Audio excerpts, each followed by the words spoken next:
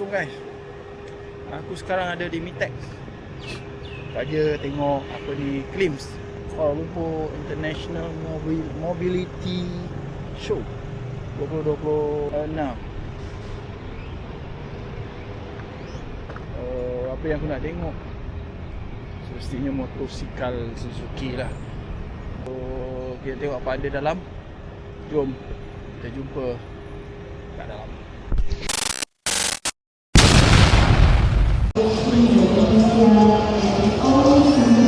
Satu-satu booth yang mempamerkan motosikal. Ini dia, Suzuki.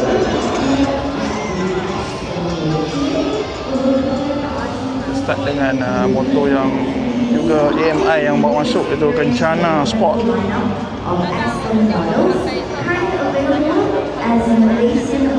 Ini ada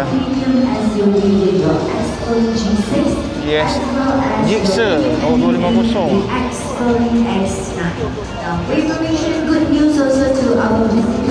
Lebih strong 250. We also offer test drive, and test drive is available for the above mentioned models, which is the G6 and X. So if you're keen to sign up for a test drive, you can directly head over to our X-Plum registration counter. Just reach out to the team, we'll have your test drive ready for you. Ini GSX S1000. Harga dia 66,800 guys. Baca.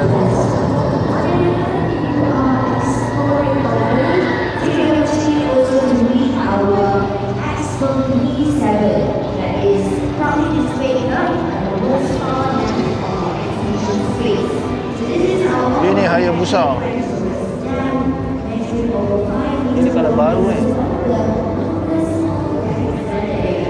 Hayabusa. Of course, this model P7 is yet to launch in Malaysia, so we have especially brought it here as a preview unit for your showcase.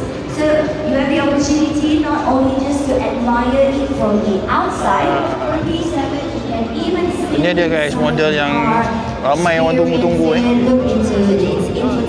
SV7GX. SV7GX. Rounded edge, but the round is not just about looks, because they also have to actually cut through aero system. They improve your overall aerodynamics, making it clear and 88 Model Touring. Sok 2 silinder. Okey, enjin 645cc. Oh, enjin dia sama dengan apa ni SV650 Cuma yang ni dia lalakan macam untuk jadikan sport touring ya. Dengan depan dia pakai dual port Tokiko brake disc dengan telescopic suspension. Dia pakai belakang pula dia pakai monoshock adjustable preload. Our Arctic white, you have silver frost, like the gold white in grey. Siap dengan carrier rack. Either light grey and grey are dark grey. So this interior colors dah LED ya. Easy to maintain and it matches with the overall appearance of your G6 ride. TFT meter dia 4.2 inci aja. Color sama juga menggunakan sama dengan SV650, enjin V-twin 90 degree. But what we're noticing is that our G2 IDM PHEV is a car that allows you to travel up to Tank capacity 17.2 tak silap aku. Dan juga TFT ni dia ada navigation navigation turn by turn.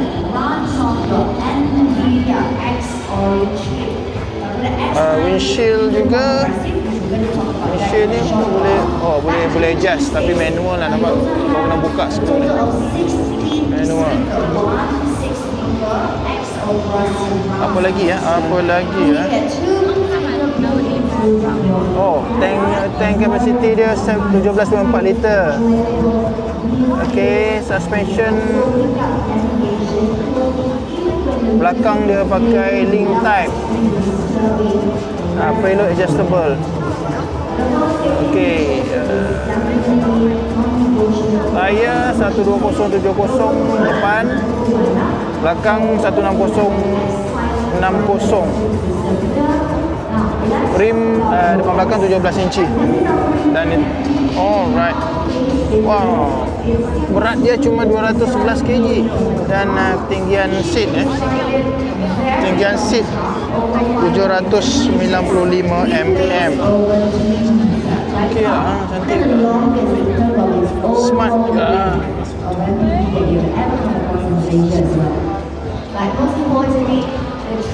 Wow.